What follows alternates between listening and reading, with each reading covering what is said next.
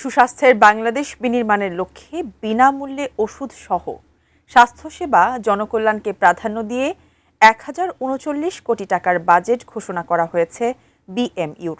শনিবার বিএমইউর শহীদ doctor Milton হলে আয়োজিত এক সংবাদ সম্মেলনে এই তথ্য জানানো হয়। বিএমইউর উপাচার্য অধ্যাপক ডাক্তার এফ.এম. সিদ্দিকীর সভাপতিত্বে অনুষ্ঠিত বিশ্ববিদ্যালয়ের ১০০তম সিন্ডিকেট সভায় এই বাজেট অনুমোদিত হয়। সংবাদ সম্মেলনে জানানো হয়, এবারের বাজেটের প্রতিপাদ্য হল আগামীর বাংলাদেশ যেন হয় সুস্বাস্থ্যের বাংলাদেশ।